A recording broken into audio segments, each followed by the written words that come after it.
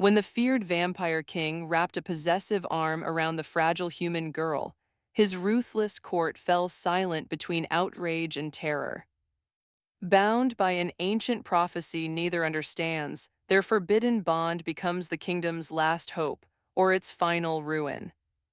From that single touch, every watching eye must one day choose to kneel to their union or burn the throne to ash.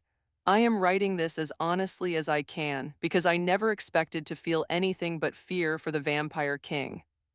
Yet the night he placed his arm around a human girl, something in this frozen court and something inside me began to change. The first time I saw him, the throne hall already felt like the inside of a heartbeat held too long. Red banners fell from the ceiling like drops of spilled wine, torches hissed against the damp stone, and hundreds of pale warriors lined the walls in perfect, unnatural stillness. I stood behind the last row of armored shoulders, clutching the little ink-stained journal I had been ordered to fill. My job was simple: observe, record, and survive. Humans were not invited to the night court unless the king wanted a witness or a warning. They said King Valor had ruled for 300 years and never once shown mercy to a human. Children in my village grew up whispering his name like a curse. We were told he drank courage, hope, and laughter as easily as blood. But staring at him from the shadows, I saw something different. Yes, his eyes burned like embers deep in a winter fire, and his hair fell like silver ice over the black of his cloak, yet there was a tiredness around his mouth, a heaviness in his shoulders, like someone who had been carrying a weight far longer than anyone should.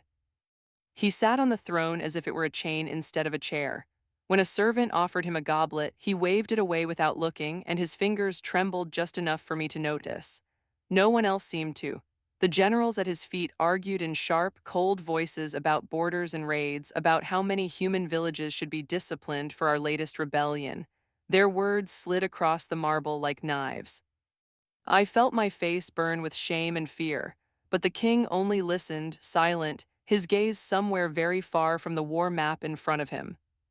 Then the doors of the hall groaned open and the air shifted. She walked in with her hands bound, a single human girl between two armored guards.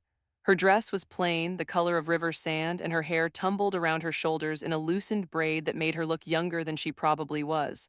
She should have been shaking. Any sane person would have been, surrounded by predators and stone and deathless eyes. Instead, she walked slowly, breathing like someone who had forced herself to accept every step hours ago. When one of the guards stumbled on the last stair, she turned, still in chains, and whispered, "Careful," as if she cared more about his balance than her own fate. It was such a small thing that most of the court ignored it. I did not. In that moment, I realized this girl, whoever she was, carried something dangerous and powerful into that room, kindness that refused to die. The generals fell silent as she was brought to the center of the hall. You could hear the soft drip of wax from the chandeliers, the faint clink of her chains with every breath. The king's eyes finally focused, and for the first time that night he leaned forward. His gaze touched her face, and something unreadable moved behind the red light in his irises, like clouds passing over a hidden moon. Name, one of the advisors snapped. She swallowed once. "Alara of the southern fields, your majesty." Her voice shook on the first word but steadied on the second, as if she had decided that if she was going to break, it would not be in front of them. A murmur ran through the hall. The southern fields were poor, stubborn, full of people who refused to kneel even when it would have been safer. I knew that because I was one of them. Alara might have been taken during the king's last sweep. Rumor said he had demanded a human envoy to answer for our disobedience. I had assumed they would send an old leader, some hardened negotiator. Instead, they sent her. "Do you know why you are here?" the advisor asked sharply. "Yes," Alara said. She lifted her chin just a little. Her eyes shone, not with defiance, but with a quiet, trembling courage that made my throat ache. "I came to ask that you spare the southern fields. I came to offer myself in exchange for peace." Even the torches seemed to flinch. Vampires turned to one another, lips curling in disbelief. A human offering herself to the vampire king sounded like the start of a cruel joke. But there was nothing funny in the way she stood there, so small in the ocean of black armor, trying not to let her knees give out. The king's voice, when it finally filled the room, was softer than I expected, low and steady like water running over stone. "Who told you," he asked, "that your life is worth the lives of an entire valley?" "My father," she answered without hesitation, "and my mother, and every winter when food was scarce and elders would not eat until children had enough, they proved it. One life is always less than many, even if it hurts." She hesitated, searching his face. "I thought you, as a king, would understand that." I saw several generals stiffen, offended that a human girl dared to speak to their ruler in such equal terms. Yet the king did not look angry. He looked haunted. A muscle in his jaw tightened. His eyes traveled over her chains, then to the frightened faces of the younger vampires pressed near the back, then unexpectedly, to me, the nameless human scribe half hidden behind a pillar. For a heartbeat, our eyes met. I felt as if he were asking me a question without words, one I didn't know how to answer. Whispers slid through the court like smoke. They said that long ago, when Valor was still young and the world was softer, he had loved a human who chose to die rather than become immortal like him. No one knew her name anymore. No one spoke of it in front of him. Looking at Alara, I wondered if the rumor was true, and if the memory of that first human love was the reason he refused the goblet, the reason he seemed to wear his own crown like a punishment. "You offer yourself," the king said slowly, "to protect those who sent you." Alara shook her head. "They didn't send me, your majesty. They begged me not to go. I came because I couldn't stand hearing children cry when they thought no one was listening.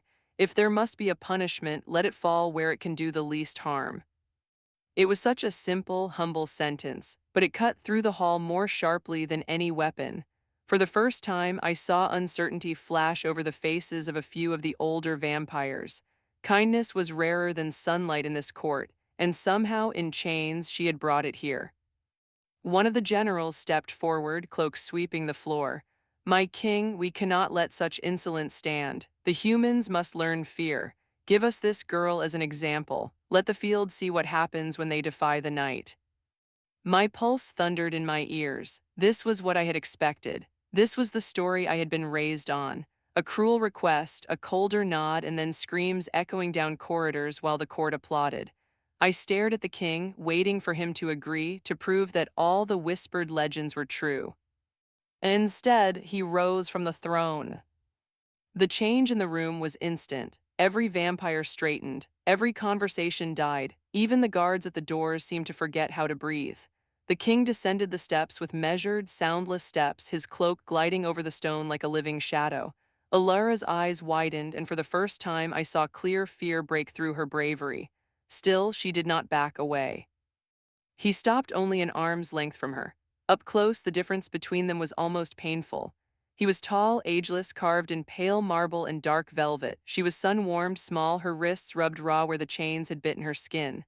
He lifted his hand very slowly, as if it weighed as much as the entire hall, and for a heartbeat I was sure he meant to take her chin, tilt her head, and lean down to her throat. No one spoke, no one moved. Even the flames seemed to line in. His hand hovered beside her shoulder, fingers curved, not quite touching. From where I stood, I could see the struggle written in tiny human gestures, the faint tightening around his eyes, the way his thumb twitched once like he was fighting himself. I realized with a jolt of something like pity that the most feared creature in our world was standing there, trapped between the expectations of his court and the last fragile piece of his own conscience. "Your Majesty," the general urged from behind him, his voice sharp with impatience. "The girl." The king did something no one in that room expected. His hand settled gently around Alara's shoulders, drawing her closer until she stood at his side, wrapped in the curve of his arm as if she belonged there. A gasp ripped through the hall. The guards dropped to one knee out of reflex, unsure if this was protection or possession. Alara froze, breath catching, every muscle tense under his touch. Every eye in that endless, glittering hall locked on them, the immortal king and the trembling human girl, bound together in a gesture that could mean comfort or claim, salvation or doom. The silence around them felt dangerous, bright, like the moment just before lightning strikes. And as I stared, heart hammering in my throat, ink drying forgotten on my useless page, one thought crashed through me with terrible clarity. Whatever the vampire king chose to say next would either save my people or destroy us faster than any war. The words formed on his lips, and the court leaned forward as one. But before a single syllable left his mouth, the great bronze doors of the hall slammed open behind us with a sound like thunder. The thunder of the doors rolled through the hall so hard I felt it in my teeth. Instantly, the king shifted, drawing Alara half a step behind him, his arms still firm around her shoulders. It was a small, instinctive motion, but it said everything. Whatever she was to him in that moment, hostage, shield, or something gentler, he had chosen to stand between her and whatever was coming.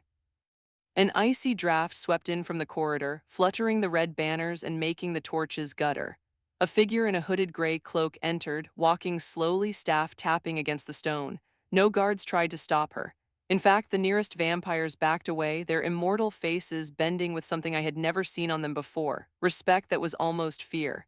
Even the general who had demanded Alara's punishment lowered his eyes.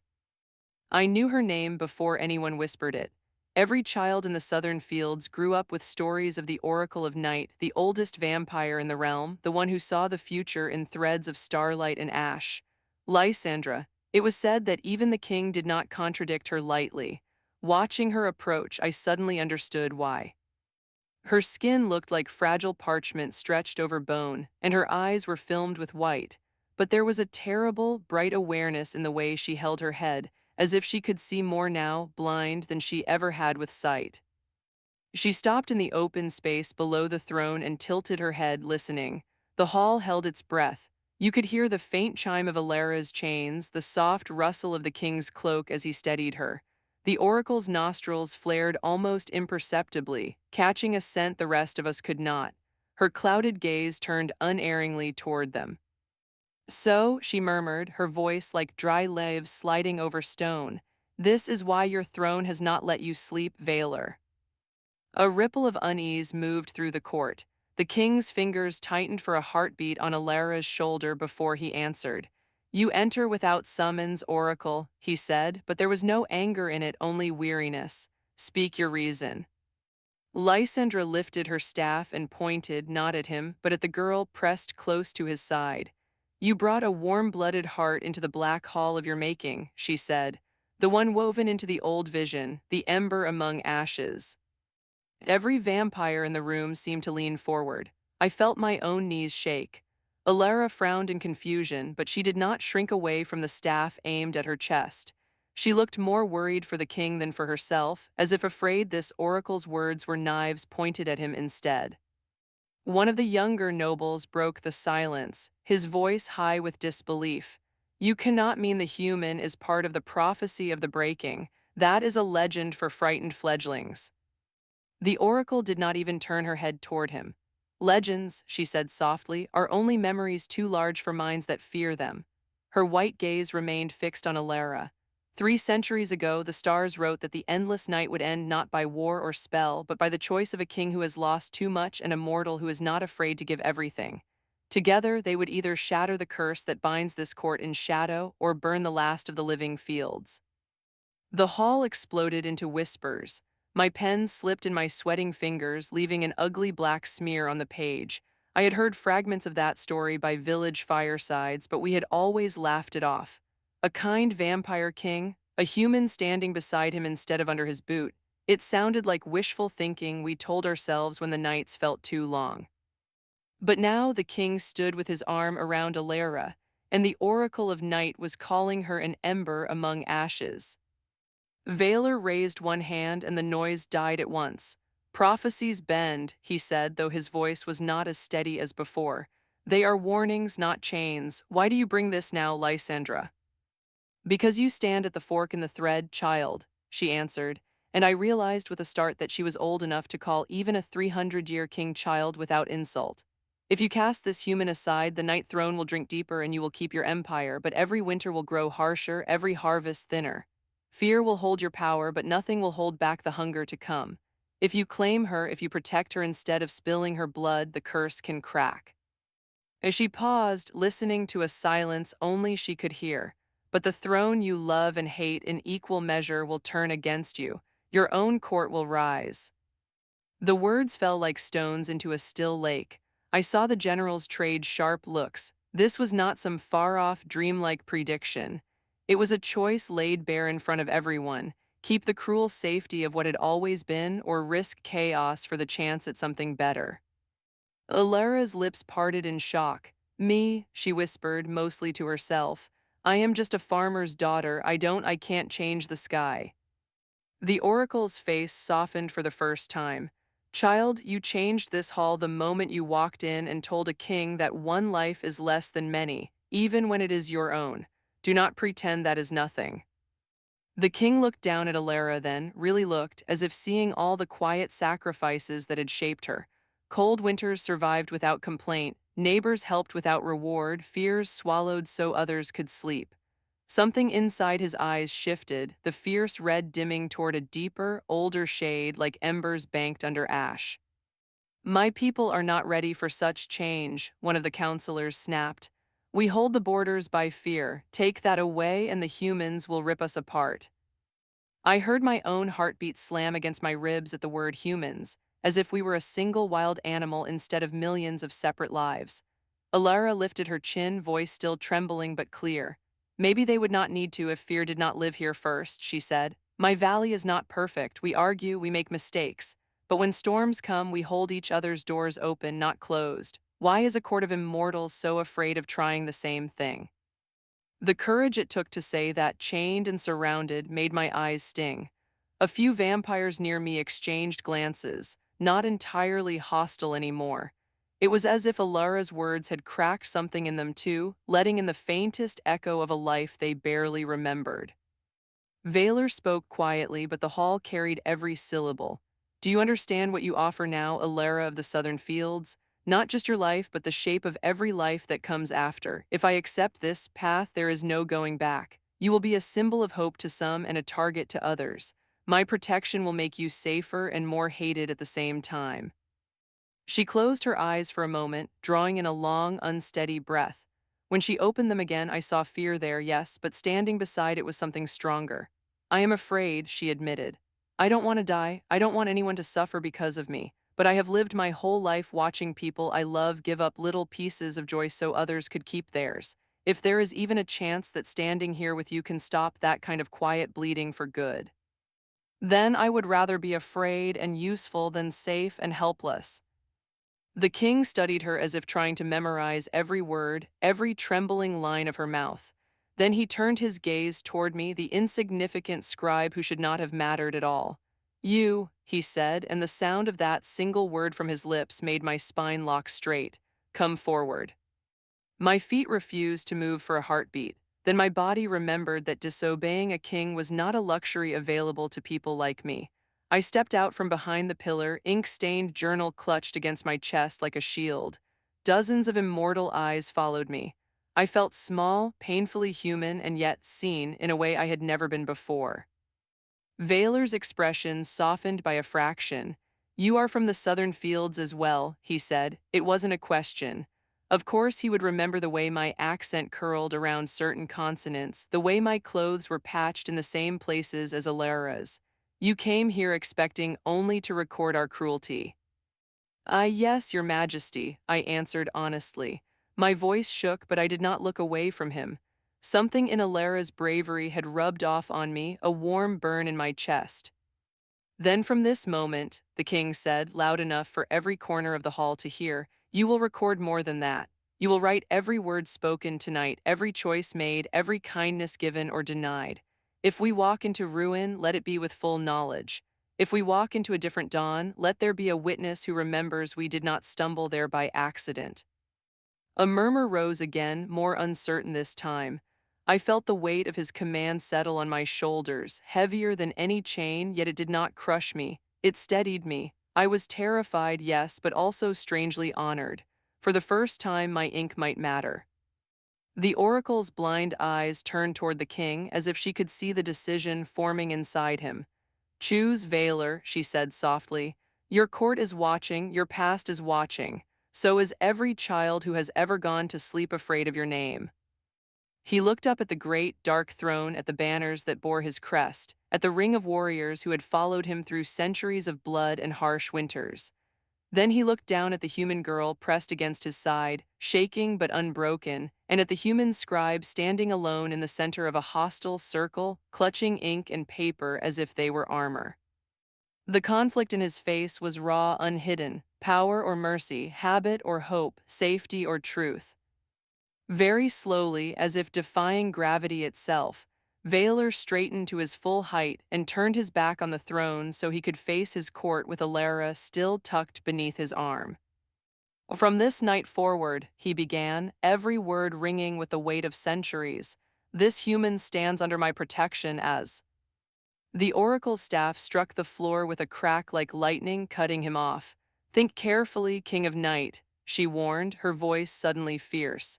If you claim her as more than a prisoner, the throne will demand a price you cannot yet imagine. A shocked silence swallowed the room. Alara's fingers tightened around the edge of his cloak. My pen hovered above the page, ink trembling at the tip.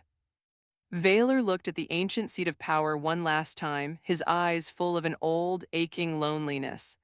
Then he drew Alara closer, close enough that her shoulder pressed firmly against his chest, and when he spoke, it was in a low, steady tone that carried to every ear.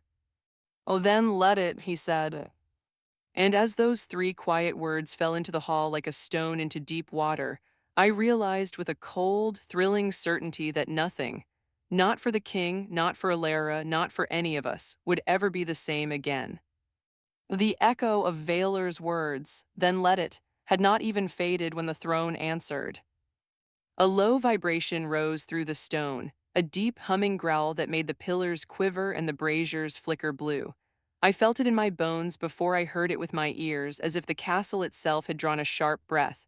Dust drifted down from the carved ceiling in thin, silvery threads. Somewhere far below, ancient chains rattled, the sound faint but unmistakable. Alara flinched, pressing instinctively back against the king. Valor tightened his arm around her, pulling her in front of him now, his body a barrier between her and the massive, shadowed seat of power looming above. His cloak fell around her like a shield. It was the first time I had ever seen anyone stand between the throne and a human instead of the other way around. The oracle's white eyes snapped toward the great chair. "It wakes," Lysandra whispered. "Centuries of selfish wishes, of hungry decrees, it does not surrender its hold easily." The throne began to glow, faintly at first, then with a cold, red light that seeped from the carvings like embers forcing their way through ash. Runes I had never noticed along its arms and back flared to life, circling like tiny, burning galaxies. The air grew heavy and sharp, carrying the smell of iron and old rain. Several vampires dropped to one knee, not in respect this time, but in fear. A few clutched the amulets at their throats, relics from a time when the throne itself chose kings and devoured those it rejected. I had thought those stories were meant to frighten children. Now they felt like warnings we had not taken seriously enough. Valor's jaw clenched, but he did not release Alara. "You said it would demand a price," he called to Lysandra over the rising hum. "Name it, I will not let it take her." "You do not understand," the oracle replied, raising her staff as if to steady herself against what she could feel. "It does not want her, it wants you. Her presence only forces it to show its hunger out loud." The light from the throne spilled across the floor like liquid, reaching the edge of the dais, then curling downward toward the king's feet. Shadows followed behind it, darker than any natural darkness, pooling and stretching like fingers across the polished stone. When they touched Valor's boots, he hissed under his breath, a sound of pain he barely allowed to escape. Alara heard it. She tried to twist away, pushing at his chest. "Let go of me," she said hoarsely.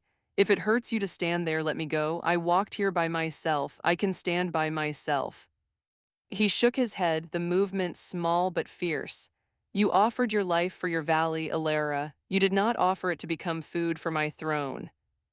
There was no arrogance in the way he said it, no kingly pride, only a raw, protective stubbornness that startled me.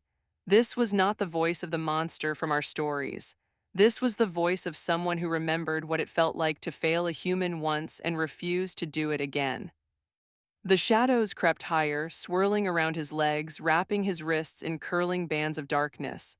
Red light crawled along his skin like thin lightning, sketching shapes that vanished too quickly to follow. His face stayed composed, but a thin sheen of sweat beaded at his temples. Alara stared up at him, horror and guilt warring in her eyes. "Your Majesty, please," she whispered, her voice breaking. "Don't do this for me, I am not." "You are not a bargaining chip," he cut in quietly, never taking his gaze off the throne. "And I will not teach this court that kindness is a weakness to be punished." Lysandra lifted her free hand, fingers spread as if feeling invisible threads. "It has heard you," she said slowly. "It is angry but bound. It cannot simply tear you apart, not while you still sit as its chosen. So it does what old power always does when defied." Her blind eyes shifted in Alara's direction. "It binds what you would free." Before any of us could ask what she meant, the red light surged forward, a sudden flare that painted every face in the hall with the color of fresh coals. It struck Valor and Alara together, not like a weapon, but like a rope being thrown. I saw it only for a heartbeat, a flash of crimson that seemed to pass through their chests and out again, leaving no mark. Alara gasped, folding at the waist, one hand flying to her heart. At the same instant, Valor staggered, knees buckling. A sound like a distant drumbeat boomed once through the chamber, so loud and deep it rattled the glass in the high windows. For a terrifying moment, I thought it was the throne again, until I realized the sound was coming from him. From Valor. He clutched the front of his coat, eyes wide with something like shock. The hall fell utterly silent, every gaze fixed on the hand pressed to his chest. Once, twice, three times, the sound came again, softer now but steady. Thump, thump, thump. A heartbeat. Well, the king of night had a heartbeat. No one moved, no one dared speak. The impossible truth hung in the air between us like a fragile glass bell. Alara straightened slowly, breathing hard. Color flushed her cheeks, richer than before, as if some invisible thread tied her pulse to his. She reached out without thinking and caught his forearm to steady him, the chain between her wrists clinking softly. "Are you all right?" she asked in a small, incredulous voice. The question would have been laughable any other night, a chained human girl asking the immortal ruler of the realm if he was all right. But there was no laughter, only a quiet, aching terror in the way she asked it, as if his pain hurt her more than her own. Valor managed a faint, astonished breath that might almost have been a laugh. "It seems," he said, voice rough, "that my throne has given me something it once took away." Lysandra bowed her head, the lines around her mouth deepening. "Long ago, when you chose immortality, the throne silenced your heart," she murmured. "Now, because you defied it for her, it has returned what it stole, but not as a gift, as a chain." The general who had argued for Alara's punishment stepped forward, outrage blazing in his pale eyes. "This is madness," he spat. "A king with a beating heart, with human weakness, the humans will smell it on you. They will sense it and strike."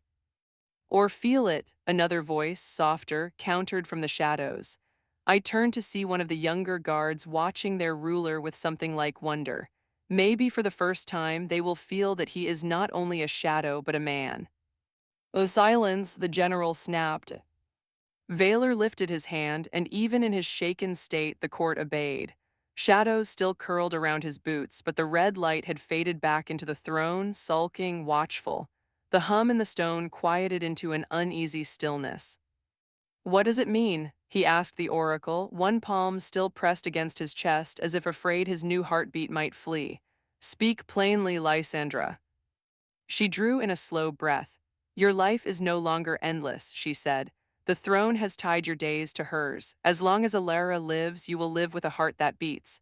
You will feel pain as humans feel it, tiredness, hunger, the ache of wounds. You will heal more slowly. You can still endure more than any mortal, but you are no longer untouchable." A collective hiss swept through the hall.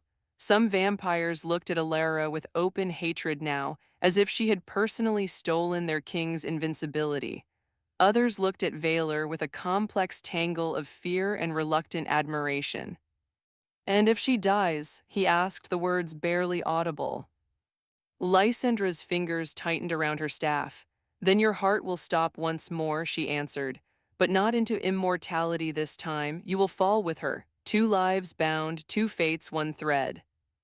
All eyes turned to the girl, still holding his arm. Alara went very still. I could see the realization moving through her, like waves breaking on a shore that had always believed itself unchanging. She had come here ready to give her life to save her valley. Now she understood that her death would not only fail to protect them, it would also drag their reluctant protector into the dark with her. I didn't mean for this, she whispered. I didn't want to hurt you, any of you. Her gaze swept the hall, landing finally on me for a brief, desperate second, as if asking whether any of this could possibly be worth it. My throat felt tight, I didn't know the answer. But I knew this. For the first time, our king's fate depended on a human heart, and a human heart depended on his. That balance felt right in a way that terrified me. Valor turned to her, and when he spoke, it was not as a ruler addressing a subject, but as a man speaking to another soul caught in the same storm. You came here willing to die for strangers in your valley, he said quietly. Now you will have to learn to live for them instead, and it seems for me. A small, broken sound escaped her, half a laugh, half a sob. I don't know how to be important, she admitted. I know how to plant seeds and carry water and share bread when there isn't enough. I don't know how to change a kingdom. Perhaps, Valor replied, that is exactly why you must. The simple humility of that answer rippled through the court more powerfully than any threat. Here stood the most feared being in our world, admitting that he needed the quiet strengths of a farmer's daughter to face what was coming. In that moment, I think some part of every vampire present realized that courage was not always loud, and power was not always cruel. The general could not bear it. You risk everything for a prophecy and a peasant, he snarled. If your heart has made you weak, then we must take the crown from you before you drag us all into ruin. Several of the older nobles muttered agreement. Hands brushed sword hilts. The atmosphere thickened, a storm building inside stone walls. Valor's eyes flashed, not with the savage fury I expected, but with a deep, wounded disappointment. After all I've given you, he said softly, is this all your loyalty is worth? No one answered. Their silence spoke more loudly than any rebellion. Slowly, the king stepped down from the dais, bringing Alara and unintentionally his new heartbeat closer to the circle of his court. Every step was deliberate, each one a quiet act of defiance against the fear in the room. When he reached the bottom, he released her shoulders at last, but only so he could take one of her chained hands in his own, lacing their fingers together in front of everyone. Gasps rippled outward, but he did not let go. This human, he declared, voice ringing clear, is under my protection not as prisoner, but as heart-bound to the crown. Harm done to her will be taken as harm done to me. That is the will of your king, and now, like it or not, the will of the throne. I could feel the world tilting under those words. A human bound to the crown, a king bound to a human, every old law we had lived under shuddered. Alara stared at their joined hands, then up at his face. You didn't have to say that, she murmured. Yes, he answered, so softly that only those nearest, myself included, could hear. I did. If I hide you, they will hunt you in the shadows. If I honor you, they will have to look you in the eyes when they choose what kind of beings they want to be. Lysandra nodded once, as if this was the answer she had been waiting centuries to hear. So it begins, she said. The first thread pulls taut. The general's voice cut through the charged silence, low and dangerous. Then know this, my king, he said. If your new heart leads us into weakness, if humans rise up encouraged by your compassion, I will not wait for the throne to correct you. There are many here who remember what it was to follow a ruler who feared nothing and no one. His threat hung in the air, heavy and real. Around him, a few heads nodded, just enough to be seen. Valor's fingers tightened around Alara's. I watched his throat work as he swallowed whatever anger or fear rose within him, choosing instead something harder and braver. Then watch me closely, all of you, he replied. Watch and remember, if kindness destroys us, you will have your proof, but if it saves us, you will have no excuse left for the way we have lived. My chest ached. I realized with a strange, fierce pride that I was witnessing a quiet kind of heroism that would never fit into our old songs of battle and conquest. The oracle lifted her staff again, drawing everyone's attention. Tonight's choice has been made, she said. The next will not wait long. When dawn touches the highest spire for the first time in 100 years, the bond between king, human, and throne must be sealed, or all three will tear each other apart. Alara swallowed. How do we seal it? She asked. Lysandra's answer was barely more than a whisper. By standing where no vampire has stood in an age and surviving what no human has ever faced, you must greet the first light together. A shockwave of horror passed through the court. Vampires and true dawn did not mix. Even I, a scribe, knew that. We stayed indoors at sunrise out of old, inherited fear of what might happen if their shadows met that pale gold. Vaylor's new heartbeat stuttered once under his hand. If I walk into the sun, I burn, he said flatly. Once, yes, the oracle replied. Now, with your heart returned and your fate braided with hers, no one knows. That is the test, that is the price. Alara's fingers twitched in his grasp. She looked up toward the unseen sky beyond the sailing, then at the king beside her, the immortal ruler who had just been given something to lose for the first time in centuries. Outside, somewhere beyond the thick walls, I heard the faintest hint of birds beginning to stir, restless in their trees. Dawn was still hours away, but it was coming. And as the hall buzzed with rising panic and whispered plots, as Valor and Alara stood hand in hand at the center of a world shifting under their feet, one question echoed in my mind, loud as his impossible heartbeat. When the first light finally touched him, would the King of Night step forward with her, or let the fear of losing everything drag them both back into the dark?